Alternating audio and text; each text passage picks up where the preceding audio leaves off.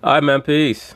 So now this court case is going to illustrate how important it is if you're trying to establish a business or run a business to understand who you're dealing with and why you're dealing with them. This man right here decided that he was going to try to invest in his cousin's business. It is a danger or a potential danger to mix blood and money because oftentimes people make exceptions for family members even though they may be dishonest or incompetent. Anyway, they're going to talk about it and I'm going to chime in. Plaintiff Anthony Washington says he got a college scholarship, but he lost it after he went to prison for selling drugs.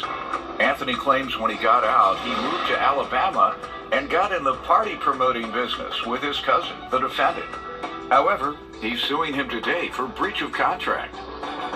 Defendant Travis Jackson says he's a popular party promoter who got his start after he threw a party for his best friend when he was released from prison. Travis insists Anthony is suing him for more than he owes. Start with you. Well, actually, I'm suing because I'm trying to keep the matter out the streets and Trying to keep him out of the street? no, the litigation. Matter? Okay. Yeah. Now you guys see that? They're relatives. The plaintiff here states that the reason why he's pursuing the litigation in the court is because he does not want to have to take it to the street or make it a street situation. That shows you where his mind is right now. And oftentimes, let me say this, when you're engaging in commerce, you certainly have to know what you're doing, and you have to make sure that you know what the people who you work with are doing. Because nothing will lead to the dissolving of a relationship quicker than incompetence with money. And that's not only with you and your friend, you and your family member, you and your significant other. The woman will always lose respect for you when she sees that you don't know what you're doing with money. That's why I always tell brothers, if there's a certain venture or enterprise that you're trying to establish, you have a plan for yourself, you make sure that you implement that before you get with the woman. If you're going to deal with women, don't deal with them on a serious level until you make sure that you are where you need to be. And if you have the fortitude to not deal with them at all, that's even better, because they are a distraction. And in regards to family, you certainly have to make sure before you get into business with family, and 9 times out of 10, you're going to be making exceptions for them. You better make sure that you know what you're doing and what they're doing. This person here is fresh out the streets, man. This could have become a street situation I guarantee you that had he not been dealing with his cousin, he probably would have made it a street situation. Trying to keep it out the streets and, be professional, try to turn over when they leave. Keep it out the streets meaning avoid getting violent? Yes.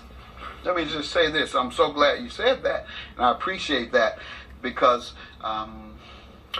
some folks criticize my show and other judge shows because they have such small amounts of money in dispute. This is a good amount, $2,000, but sometimes you get people $100, $200, $500, and the reason I appreciate them bringing it here because no matter how small it is, folks fight.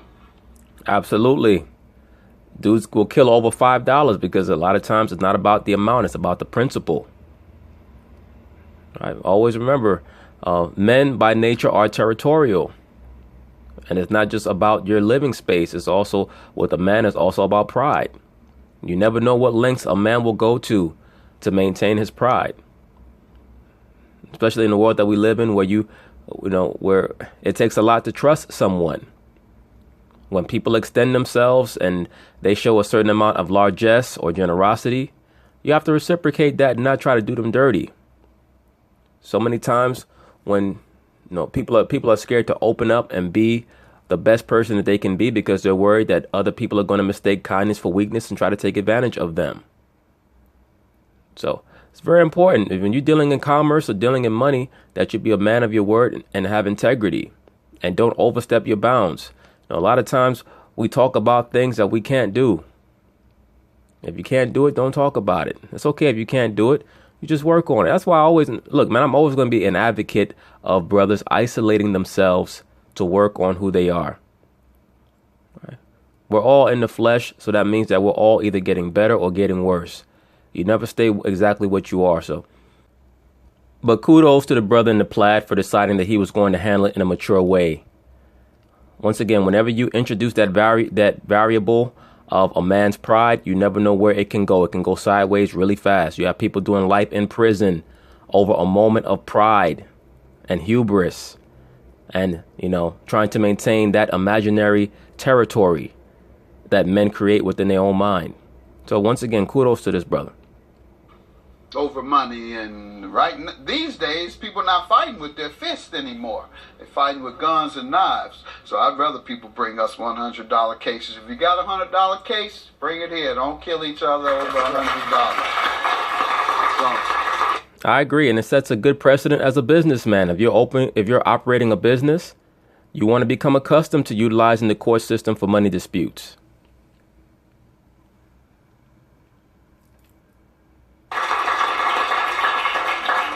Smart enough to recognize that. Yeah, so am I. You want to give me some background? Yes. Well, so my family from Detroit, Alabama. Half of us went to Detroit, half of us stayed in Alabama. So my part is in Detroit. So I always got to educate. Y'all give me a second. The reason Alabama and Detroit, all right, most black folks during the Great Migration, folks living in Alabama, there was a train route to take them up to Michigan area, Detroit. If you lived on the East Coast and the South, you take that going up to the Carolinas to New York. Mississippi take you from Mississippi to Chicago. So you all out here, many of you know, if you're from Detroit, most of your folks are from Alabama. You're from Chicago, most of your folks are from Mississippi. If you're from New York, most of your folks are from North Carolina and South Carolina. Absolutely. My father's side, he came up here from Virginia, and his mother was from North Carolina. So that's definitely true what Judge Greg Mathis is saying. Let me also say this. When you look at these two brothers' last names, the one in the plaid, his last name is Washington. I did a video on this. A lot of these last names that so-called black people have, they've been trained to believe that they got them through slavery. Why is that? Because they want so-called blacks to believe that they all came here from the west coast of Africa, and that is not accurate. A large portion of our people were already here in the Americas as these so-called quote-unquote aboriginals.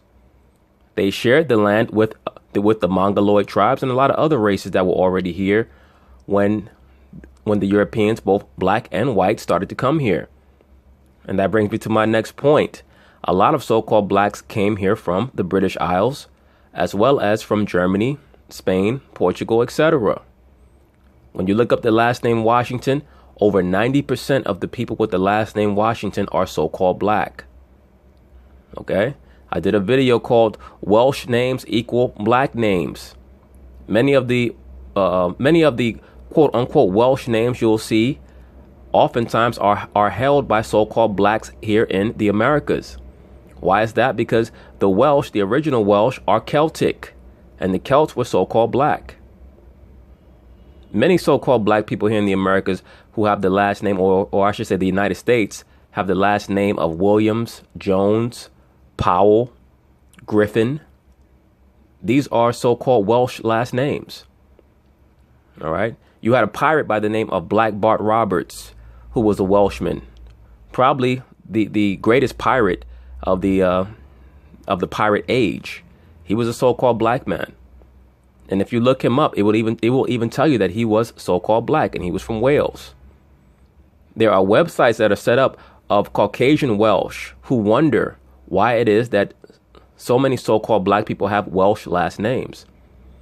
Like I said, I already did a video on this. It's called Welsh Names Equal Black Names. And I covered the issue with this brother right here whose last name is Washington. They lie and state that so many black people changed their last name to Washington to honor George Washington. Why would they do that for? It doesn't even make sense. But as I tell you, brothers, incessantly, history is basically narrative. Conventional history is narrative. It's storytelling.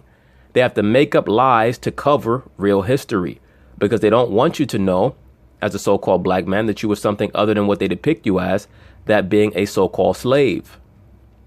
So you all half from Alabama and half from Detroit. And what half is he from? Because I trust folks from Alabama more. He's from Montgomery. Huh? He from Montgomery. You from Montgomery? I've been in Montgomery a lot these days. I love Montgomery. Go ahead. All right, so well, initially I had a full ride to go back to school at home. I mean Montgomery or Huntsville rather, and I ended up going back home to Detroit and ended up messing my full ride up. I had to do 18 months. So after that, I got out. I started trying to figure out what hobby could I make it look. That's your scholarship up? Yeah. What, selling drugs or something? Yeah. Where were you attending? Alabama A&M, Huntsville. Yeah, I know where it's at. I have an association with Oakwood University in Huntsville. All right, and so many young folks, unfortunately, they do that. Mess themselves up while they're in college. Yes, trying to be college superstars. They want to be the connect on campus. I guarantee you, he thought he was going to make major bank on campus selling weed or coke or whatever he was trying to sell on campus. That's what that was. He wanted to go there and get an education and also still operate his street enterprise while on campus. That's what that was. Let's bring in what they left behind with them. All right, so hopefully you learned the lesson. And plus, he understands or understood that going to a university or college, you're going to have a bunch of weed heads, a bunch of drug addicts there. Because that's really, as I've stated before, that's what the university system really is. It's just a grove. And when people went to the grove, even the ancient groves, they oftentimes practice a lot of drug use, hallucinogenic drugs, things like that. So that same spirit is still alive in the university system today, with the orgies and with the use of drugs. That's why, once again, when you graduate from a university, you get your quote-unquote bachelor's or your baccalaureate. Right? That means the laurel of Bacchus. Go ahead. So I tried to make a hobby lucrative, which happened to be music and stuff like that. So in the process of doing that, the feds ended up coming and getting me again and gave me 5 years. So For what this time? it was still same activity. It was just same activity. Okay, so then say that, brother. Don't say you trying to do your music thing and the feds just swooped in on you and surprised you. Like, come on. You were still trying to, what you were trying to do, you were trying to hustle and, do your little drug thing so that it could bring legitimacy to your music.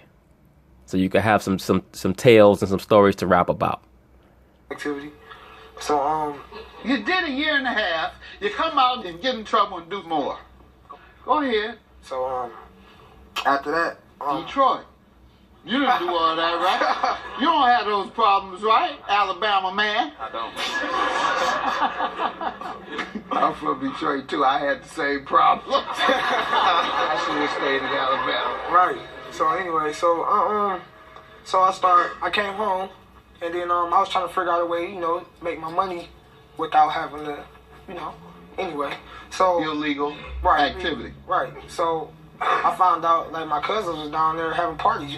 He was doing a good job with parties and promoting, and, So I'm like, all right, well, I want to come down there. I ain't seen y'all. It's been like 8 years. I'm saying, come down there and see y'all or whatever. Right, but you weren't concerned about coming to see him. You was concerned in trying to inject yourself into that business, because that's where your mind was at. Your mind was on making money by whatever means necessary. Whatever. So I went down to his birthday party, flew down. They came pick me up from Atlanta and took me to Alabama. We get there, whatever. He going through his little motions, getting everything set up. So during the party, like I seen it was like slapping. There was a lot of people there. Like it was a good party, So I'm like, man, okay, I'm having a good time. He came up to me like, hey man, let me hold 100 real quick. So I'm like I'm looking around, like, what you need 100 for? Like, Full house. right? Like, what's up? He's like, no, I need to, take care of something. I'm gonna give it back to you when the party over. I'm like, all right, that ain't nothing, huh? So after the party, sure enough, he gave it right back to me. Like, let's go somewhere else. So I'm like, all right, like, damn, you need to cut me in. Like, what's up? Like, what's going on down here? So we'll talk about it. I'm like, all right. So, long story short, we ended up doing business after that. Okay, so you joined this promotion business. You say. All right, we'll get to what happened with the breach. Sir, you give me some background. I'm from Montgomery, Alabama. I'm a popular club promoter. I started out 2012 when I threw a welcome back party for my best friend that was being released from state Well, they jail. ought to be fighting down there. I bet they fight at your parties, don't they? No. Don't they fight a lot off campus at Alabama State? I don't know nothing about it. Yes, you do. Yeah, you don't know nothing about it because after the party over, you collect your money and break out. Been there. I have a niece that goes there, Taylor. I have. Yeah, well, Taylor, no disrespect, Judge Mathis, but Taylor getting plowed through, all right? Most of these broads go to college, and that's what they do. They get plowed out. I have a lot of young people I've helped get in Alabama State. It's a fine school. But I'm not a problem starter. Go ahead. You give me some background. Okay, I'm a promoter. I started out in 2012. I promoted a party for my best friend that being released from state prison. The party did good. A lot of money was made. Now, look, this brother's last name is Jackson. Jackson is another quote-unquote British or Anglo-Saxon name. Of course, it means the son of a man named Jack. And you will see that if you look up the percentage of people with that last name, over 50% of people with the last name Jackson are so-called black. Once again, brothers, and I'll probably be doing a video on this in the near future when I get the opportunity. The so-called black man was the nobility in the British Isles and Germany and in the vast portion of Europe well into the late 1600s, early 1700s. A lot of our people were deported here after the English Civil War and the Jacobite rebellions of the late 1600s going into the early 1700s. What happened is they just took all the different groups of people of color and they just called them black here in America. Why? Because we lost. We lost that war because you had the nobility of Europe, so-called blacks, who were fighting amongst each other. And then you had the black bourgeoisie who were jealous of the black nobility. And they hatched a plan known as Illuminism, or the Enlightenment period, so that they could take down the Catholic Church, which was dominated by so-called blacks. Even though the Pope, by the mid-1500s, 1400s, mid-1500s, were oftentimes Caucasians as well. But this is a whole nother story for another day. Point being is this: your last name, 99 times out of 100, you didn't get it from a so-called slave master. That last name was yours already. All right? I would say anywhere from 90 to 95% of the time, that name was already yours. All right? But anyway. So I started coming up with different themes like Boots and Dukes, where girls wear Daisy Dukes and boots. Yeah, that's definitely starting a fight. You got these young girls walking around with Daisy Dukes on. I'm going to that one. They fighting over these girls. You know they fighting over these girls. I also threw another party called Polo and Pink, where the guys wear polo and the ladies wear Victoria's Secret pink. I'm going to that one too. Well, you see, this brother is an idea man. He comes up with a lot of ideas. He just has to get sharper with his money because there's no reason why you should be in court when you have these type of concepts haggling over a few dollars with your cousin. That's a good idea. Party promotions is good business for young folks. So, well, it's good business for young folks as long as they're getting proper venues and the people that attend those parties can feel safe and know that they're not going to be threatened by, untoward company. Motherfuckers want to let off shots in the party because they can't get abroad. Hats off to you. The case continues after this. Prison. All right, sir. What are you suing him about? Well, for about two parties. The first party initially was and like it was his fiance's birthday party. Like I kind of waited till he had another popping situation, like his baby mama, him, they celebrities, so it's like they get a crowd. So I wait for his baby mama party. So when her party came, I gave him some money. So you joined in on that promotion? Yeah, joint What was ventures the agreement? Give him $300 and get $1,000 back. So, because the $300 was to cover the door. Like once we cover the door, and then all expenses, he take the rest of all expenses and just pretty much just give me a flip, I guess you could say. Was that a loan or an investment? That sounds like a guarantee. Yeah, guaranteed. Well, then that's not an investment. Investments are based on what the results are. Oh no, it was.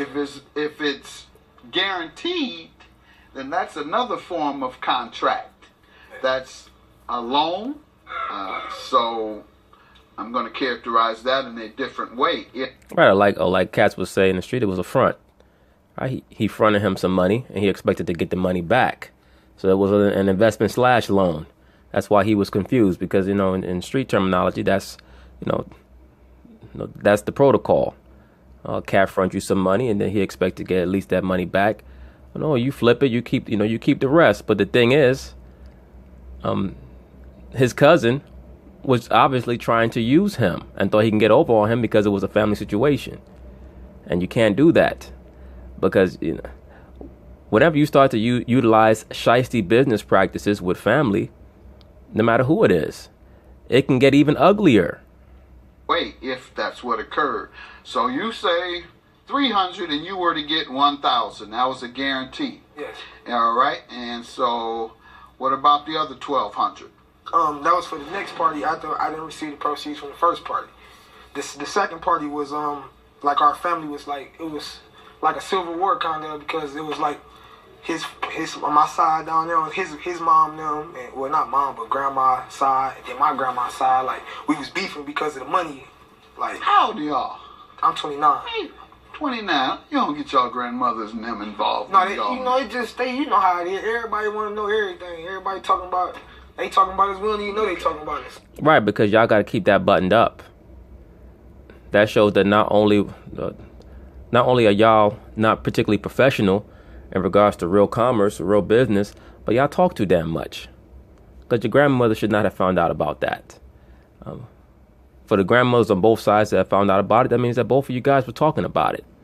Probably trying to use the grandmothers to get the other grandmother to get this, to get the grandson to give up the money, or to stop complaining about not getting the money. And that's just not professional. And what was the agreement on that? The next party? Yes. The second party was pay for another door and get 12 back this time. How much was the door? How much? 300 for the door. Another 300. Okay. And you haven't gotten anything back on any of these? No. So Yeah, because your cousin was spending all your money on his woman. That's why. That's why you haven't gotten any money back. He thought he could play you and just string you along because he looked at you and thought that you were thirsty to get involved in his money-making enterprise. So he said, I'm just going to string this dude along and take his money, spend it on my woman. And when we finally get a big party, I get a big windfall, I'll just give him back the money in a lump sum. sir, what do you say? Back in April 2016, I invited Anthony to Montgomery to one of my parties. Anthony saw the money that was being made, so Anthony wanted to invest in it. He asked me, can he invest in it? I was like, yeah. So November 2016, Anthony wired me $300. See, that's where the brother Anthony made a big mistake. He was supposed to have some type of contract drawn up. Number one, he's supposed to get a record of how much revenue his cousin's business made in the last year, so that he can get an idea of what exactly he should expect on a return on his investment. Because a lot of these people look like they're making a lot of money, and they're just making enough just to get by. Then they go out and buy a bunch of flashy clothes so that they can present the image of a lucrative business. I told Anthony I'm going to give him $600 back. The party was unsuccessful, so I couldn't, give him anything. December the 17th, tried again. Anthony sent me $600 and was expecting up to $1,200 back. And what do you mean expecting?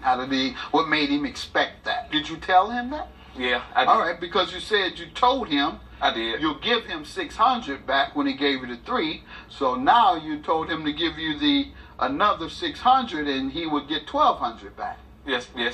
All right. So how much has he gotten back? He didn't get anything back. Why? Because you're taking all that money and you spend it on yourself and on your woman.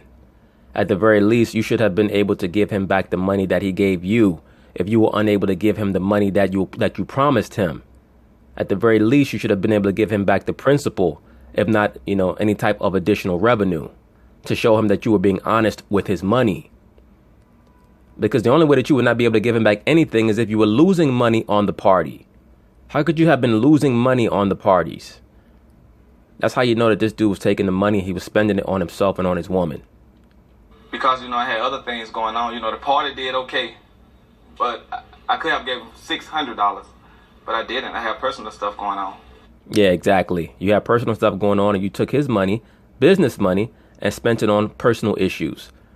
In other words, you got into an argument with your woman, most likely because you probably slept with a broad at the party. She mad and you went out there and bought her a purse to keep her mouth quiet. Okay, he says it was 600, the first one, as opposed to 1,000. I can't show where he said it was gonna be 1,000. Okay, well, Right, because you didn't have any type of contract. It's bad business. he admits to 600. So, you know, if he's gonna lie, he say he wasn't gonna give you anything. He just lie about 400. So, sir, you don't understand that what you did was assure him repayment? And also what you did was fraudulent. How could you tell someone that you're not going to give them back their money because you had personal issues? What does that have to do with business? You promised him, at the very least, that you were going to hold his money for business purposes. You cannot respond back to him when he questioned you about what you did with his money to claim that you had a personal issue. If that was not your cousin, you might have been putting your life on the line. See, a lot of folks don't understand that. Well, if you've been assured, that's not an investment. Investments, you collect your money based on the result of the monies put up. When you assure somebody something, that's a loan. And you assured him by your own admission. I wish that Judge Mathis would stop wearing that afro wig. Brother, look, I know you're bald, all right? Just accept it. That he would get $1,200 for the second one and $600 for the first one. So I'm going to grant you, sir, $1,800 because I'm convinced of that. So have a good day. Good luck to you guys.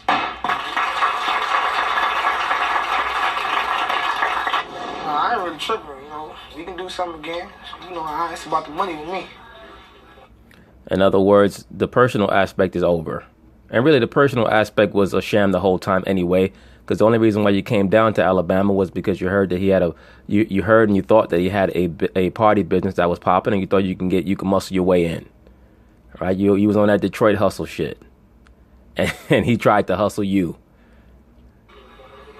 I'm good. I'm just sorry, you know, for messing up, with the party thing. That's it. You didn't mess up, brother. You tried to defraud him. But anyway, once again, anytime that you decide to get involved in any type of business enterprise with anyone, especially a family member, please be cognizant of their business acumen and also their integrity. Right? People like to put on a facade, and then when it's time to show and prove, they want to come with a whole bunch of stories. Peace.